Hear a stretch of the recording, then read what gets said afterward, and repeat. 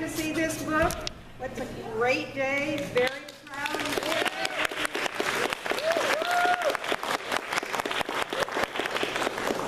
So, Juliette's going to say a few words. I want to first thank the people who planned today's event, and actually the people who have been working on all of our All Emma All the Time extravaganza this year. So if you don't know about it, just ask any of us and we'll tell you.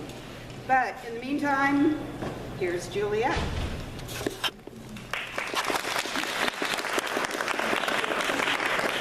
Thank you. This is really fun to see you all. Thank you for coming. It's a very exciting day, and I would add my thanks to all the library staff, especially Randy Kennedy, who did the book.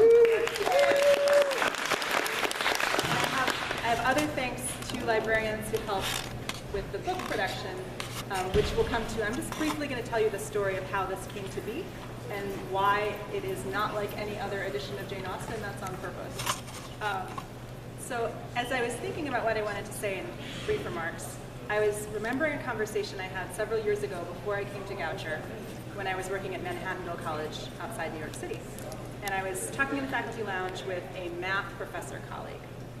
And I said, oh, I'm going to order my books for next semester, but it's taking some time because I think I want to change the editions of the novels that I'm using. I want to look at some other editions. And he said, what? I said, oh, I'm looking at some other editions. And he said, I don't understand. Aren't they all the same? And I said, no, actually, any of the novels that I teach is available in multiple different editions. You can get ones with historical sources, you can get ones with theoretical essays, you can get ones with footnotes like this, you can get ones with... And this was entirely news to him because math textbooks do come in editions, but each edition replaces the previous edition and costs more for the students. So once you choose your textbook, that's it. So I realized that not everyone out there in the world, unsurprisingly, knows what an edition is. And in fact, what an edition is varies from item to item. So in this case, how this particular book came to be starts many years ago when Elda Rotor, who at the time was executive editor of Penguin Classics and who is now risen in the Penguin organization, has a more exalted title I can never remember. But I still think of her as executive editor of Penguin Classics. She was working on the first group of Penguin Classic ebooks. And this was relatively early in the life of the Kindle and the ebook readers. And the idea was if you bought a Penguin Classic ebook, you would get everything that was in the paper-bound Penguin Classic plus extra stuff. So I worked on Pride and Prejudice with Elda, and I added a group of notes that I thought would help bridge the gap between the scholarly notes of the regular Penguin Classic and readers who might be curious about or confused about other things. And Elda suggested writing little friendly essays on things like how to make tea, so I did that. And we had a map and some pictures, and it was all very friendly. But it was a two-layer production. It was the original Penguin Classics and then extra stuff around it. And over the years, as I was living in the New York area and staying in touch with Elda, I said, I think there's a real reason to have a different kind of edition that is oriented especially towards American readers who often wonder different things about Jane Austen's language. There's a reason to have an edition prepared by somebody who teaches undergraduates specifically, who knows the kinds of things that interest undergraduates and confuse undergraduates. And I kept saying this to Elda over the years, and when I came to teach at Goucher, this is my 4th year, so I came in the fall of 2012, then I started to say things like, Goucher has an amazing Jane Austen collection. Wouldn't it be great if we could feature some of that in a Penguin Classics sometime? And as a result of Elda's enthusiasm, the opportunity to prepare this edition came just about a year ago. And no question, the 200th anniversary of the original publication of Emma, December 15, gives this book a timely reason for being.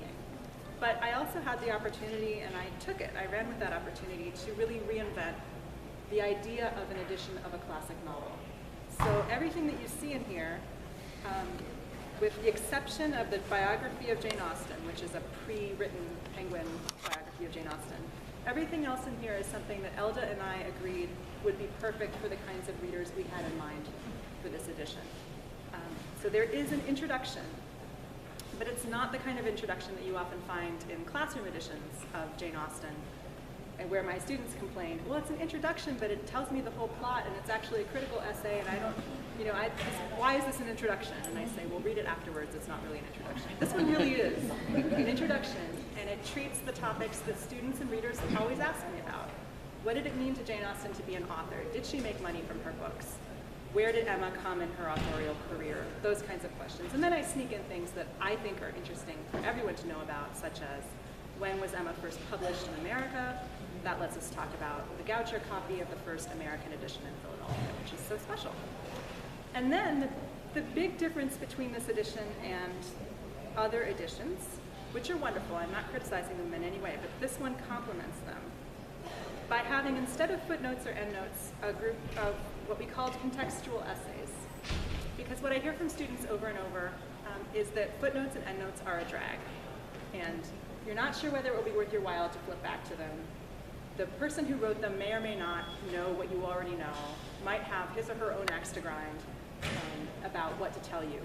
And I said, look, let's not do it that way. Let's group together under topics the kinds of questions that regular readers have when they're reading Emma. So the topics that we came up with are, in alphabetical order, not necessarily in order of importance, dancing, family relationships, food, games, health, love, money, property, and material goods, politics and civil society, professions and education, propriety, and social classes. And so somewhere in there is a treatment of all the topics that I think Americans are likely to be confused about or get wrong, or wonder about, or find that their appreciation for Emma is increased by. And finally, the most important thing for me preparing this was that it could be the edition of Emma that I could give to anybody who was interested in reading Jane Austen for the first time or coming back to reading Jane Austen. So wherever I go, I end up talking to people about Jane Austen, whether I intend to or not. At the dentist's office, for example, dental hygienist discovers that I teach Jane Austen and says, oh, I'm interested in reading Jane Austen. Which novel should I start? And is there any particular edition that I should read? And I have been wanting to say, yes. Why, yes, this is the one designed for the dental hygienists of the world.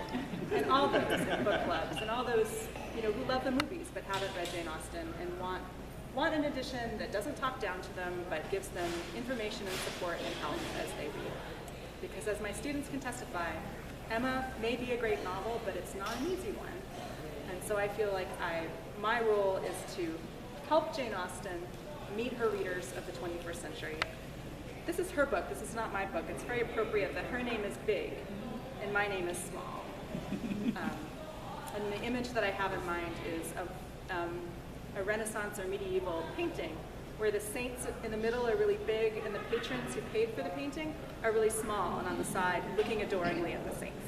So this is Jane Austen's Emma. I'm not responsible for the cover, although I love it. And also Goucher played a role in the cover because we provided the artist with links to some of the fashion illustrations contained in our own books. So this is inspired by period fashion illustrations, obviously interpreted in a wonderful and modern way. So I'm happy to talk with you about this and answer any questions, and that concludes the brief remarks. Thank you so much.